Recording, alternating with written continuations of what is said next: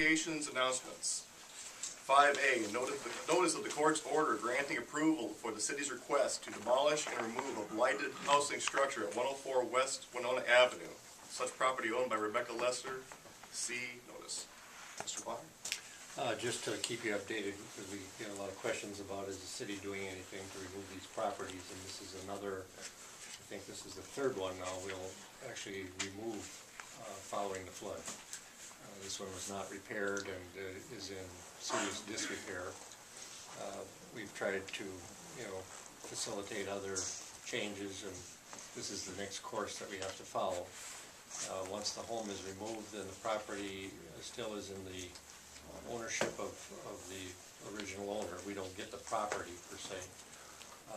And if it's sold at some point or whatever, eventually we will put the cost of that tear down on the taxes, and it'll be a payable assessment back to the city.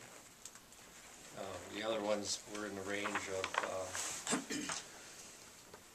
thinking like $6,000 to $7,000 that we had, and then fees for the legal.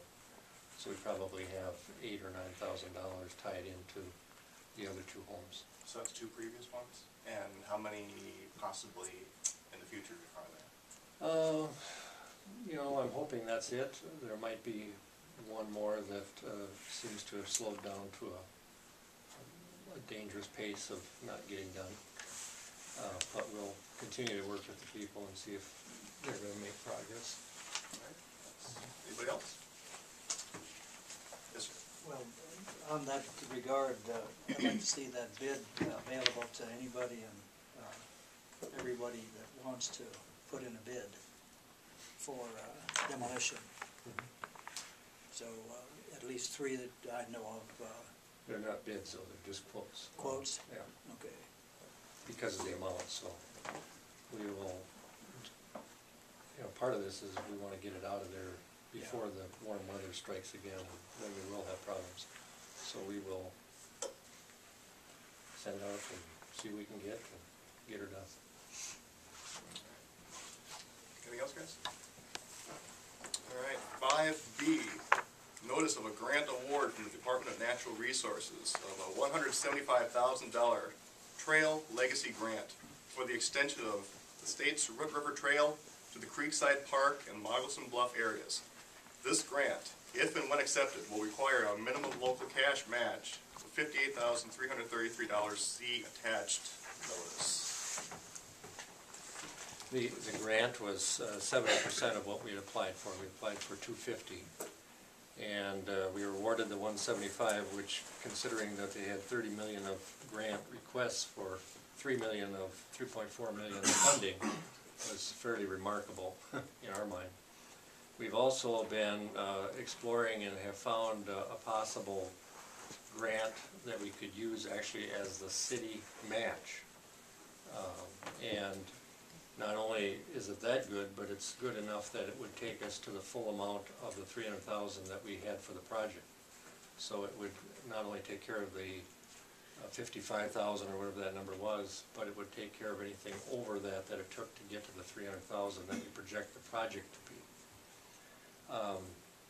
So we'll keep you informed how that moves along, but this was started in the fall of '09, and at some point we'll get all the official paperwork and know what our obligations are. There's some we need to talk to the state because we're not sure if they are allowing us to downsize our project slightly to accommodate the fact that they gave us only 70% of the money. You just want to know what all the ins and outs are, the expectations prior to accepting the award. But at this point, at least you have the possibility of accepting this, and this award would essentially allow us to connect the Root River Bike Trail up to the park for sure, Creekside Park, and hopefully over to Moccasin Bluff. When you say cash match, does that mean in-kind is not? In-kind is not acceptable for the cash. Although we could use in-kind to help other parts of the grant.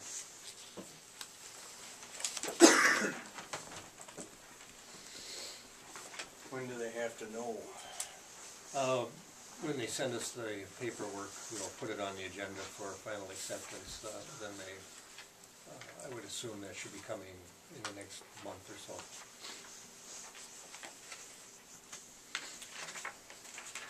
Anything else, gentlemen? Oh, just, as long as we're on that, is the console, I mean, if you're not interested in accepting it at all, then I won't explore the matching portion that we could get from from another grant source.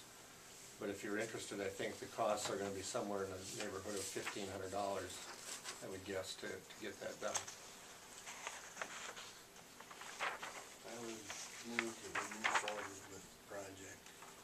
Invest the $1,500 to see whether we can get this done. I think it's a worthwhile project. Second. Would Christine, is it Christine? Christine Peterson, Christine Gagey Peterson. Colby. Would she continue to run down those other grant options for you and get you these answers Yes. soon? Okay. Continue to work with her. She's been successful. I asked her, you know, what her gut feeling was. Could she write that attractively again to get another match? And she thought she could.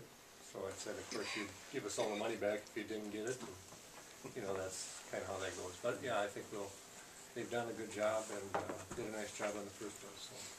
Okay. We got a motion, we got a second. Anything else to discuss, guys?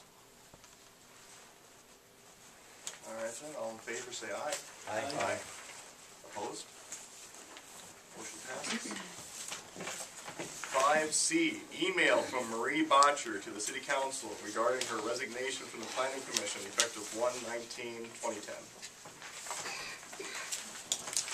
So that's one more opening on the Planning Commission. Yeah, and it's listed on the sheet in the agenda. Just it was addressed to you, so we. Anybody talked with her? Pardon me? Has anyone talked with her about it? We've had on and off discussions, nothing after this. She called or sent the email the day of the meeting, and she's had, as she notes, she's had trepidations about this for about a year, and so she's kind of been talked out of resigning. I think this time she's saying She's serious? yes.